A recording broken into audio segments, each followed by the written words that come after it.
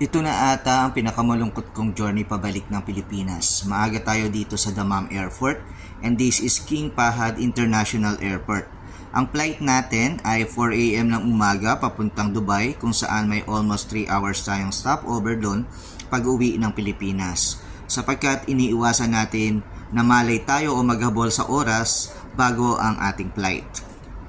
Di ko na na-check ang aking itinerary. Nung nasa counter na ako, sabi ng staff na business class pala ang ticket ko. Gayunpaman, di ko na rin hinanap at pinuntahan ang lounge para kumain at magpahinga doon. Kaya ang ginawa ko na lang ay nag-video dito sa Damam Airport, naglakad at nagpaikot-ikot sa loob ng gusalang ito para maibsan naman ang aking lungkot.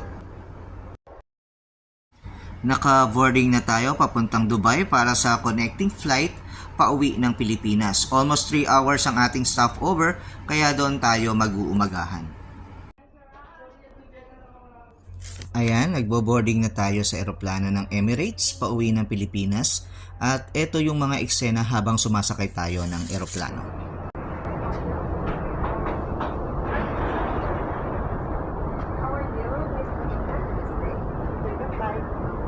Welcome, Miss Kalindong. Have a good flight this way. Kumusta po kayo? Mabuti po? Mr. Lumbre? Yes po. Tag mo ako dyan. This Thank way you po. po. Thank you po. How are you? Miss Luman, this way.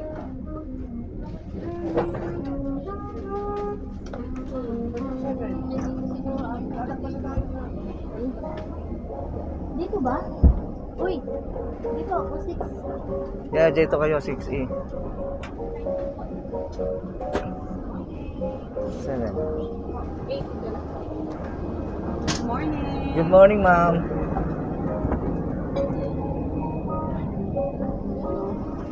9. 10E. Good morning. 10E. This 10A will be here. here. Okay, thank you so much. Finally, dito na ako sa upuan ko. Relax mode muna tayo dahil ang mga katabi ko dito ay mga nagpapahinga na rin, kaya kita-kita tayo sa Pilipinas after 9 hours. Nasa bahay na namin po ako at dito na rin po ibinuro lang tatay ko. Ito na yung pinakamalungkot na parte ng buhay ko na makita ang aking tatay na nakahiga sa kabaong na yan. Sabi nila na darating din tayo sa ating katapusan. Yun nga lang, may mauuna, may mahuhuli. Pero sana di ganong kaaga. Kaya paalam tatay ko, pahinga na po kayo at ako nang bahala dito.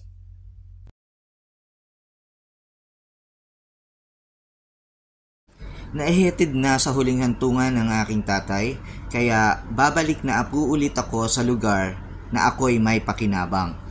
Maaga ako sa airport ng Pilipinas, Terminal 3. Naglaan ako ng 6 na oras bago ang aking flight.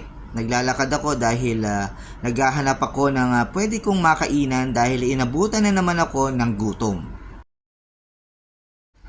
Ayan, boarding na ulit tayo pabalik ng Dubai kung saan may 3 oras ulit tayong stopover doon. Tapos, connecting flight papuntang Damam. Nahanap na lang natin ang upuan.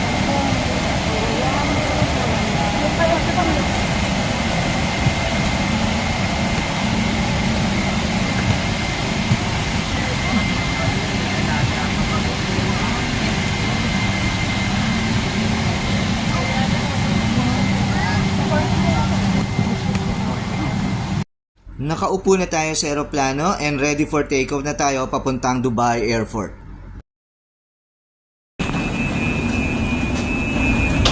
Boarding na kami para sa papuntang Damam. So dito kami sa Dubai. Emirates pa rin ang sasakyan namin.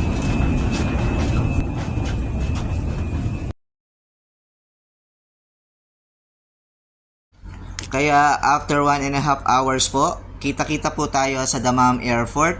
Maraming salamat po sa panonood. God bless po sa inyong lahat. Paalam!